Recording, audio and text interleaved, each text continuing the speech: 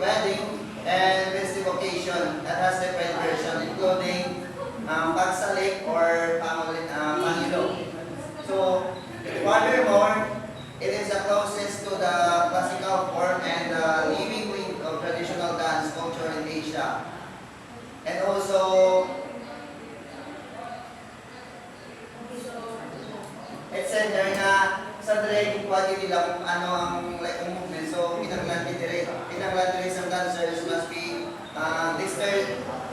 dexterity or flexibility of the shoulders, elbow, and wrist. So, pinaglantirin like ang sa mga dances, pinaglantirin yung movements na like ang samkamon. So, kaya mo sa kinakonsider na like ang kapokakiti ang movements ng kamon. Like, di ba may ano kita before na sa CC or ang ko sa basta may isang mga like kuwan sa isa ako sa CC nga like ang movements of so next is si Ligaya Fernando Amelbangsas dedication to Palangay has earned the recognition include the 30 years from Ramon Magsaysay Award in 2015. So, can you read everyone? Their work has been instrumental in preserving the authenticity and beauty of the Malay dance form. Through her research and efforts, she has developed documented facts on the knowledge in this traditional dance to future generations.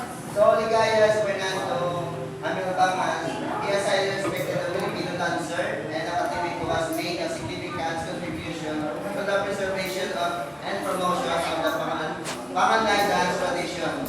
She is known for his extensive study and dedication to the cultural heritage and the southern Philippines. So, her contribution is not only focused on the dance itself, but also promoting the culture of the Philippines, especially sa South. Para like, for example na para ma-maintain ang amulingas ang South. Ang magaliga nga Panganay is a living artifact, meaning it must be danced constantly or else it must be died. So, kinanglan makita nila, for example, mga buta or something, ang dances, makita siya, or like ma-consistent sa lagi ginagamit, ang mga sa ma-maintain or ma-pabuhay siya. Ang mga galing nga, it is a culture na passed by generation to generation. And next is Sakoting. So Sakoting is already been explained by Alisada earlier, but I give further explanation regarding sa traditional background and cultural significance. So please everyone read. Sakoting is a traditional folk dance that originated from the ethnic people living in the western side of the Cordillera region in the Philippines.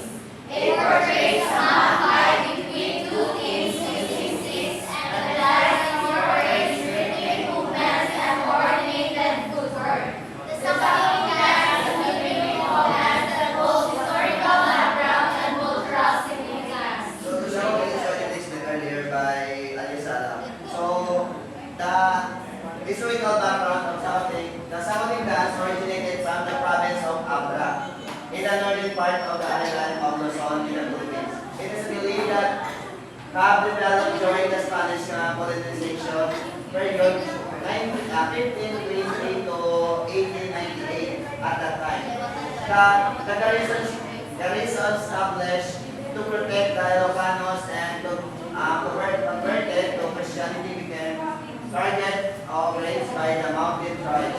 The Sakoting dance portrayed the struggle between the lowland natives who embraced Christianity and the non-Christian natives from the mountain region. So, mga talaga the garrison established. So, garrison is based like ang foundation sa isang lugar to protect that property. So, like for example, di ba, sa mga military, may ano sila ng overhead para ito, like bako niya para ito, o dalawa ako isa. So, and also, you mentioned that it is uli sa nabasaan ko, ang sa like mostly gina-perform nila during Christmas, ang mga Ilocano, since that I've been sa Ilocos or Ilocos Norte Cagayan, so mga Ilocano people naging every December, gina-perform nila, and also, this kind of dance, gina-use nila para like house to house sila sa, especially mga Ita or mga indigenous people dito sa Pano. And also the cultural significance. Please everyone read.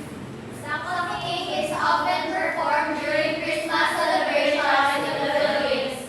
It is traditionally presented at town plazas or performed house to house as a form of traditional caroling show.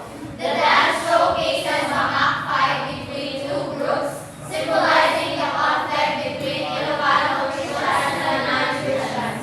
The rhythmic movements and stick strikes in subtlety demonstrate the strength, agility, and unity of the performers. It is a celebration of cultural heritage and national artistic pride, representing the fighting art of the Philippines in a ritual dance form. Like what I said, so di ba ginawa traditional, ginawa nila traditional caroling show. And also, it is by showcase a mock fight between two groups. Kaya mo ka mga Christian and non-Christian dito before na. So, but in this dance, we need the skills of strength, agility, and unity of the performance. Because kung wala din unity yung isa ka group, like magiging sila. So, this is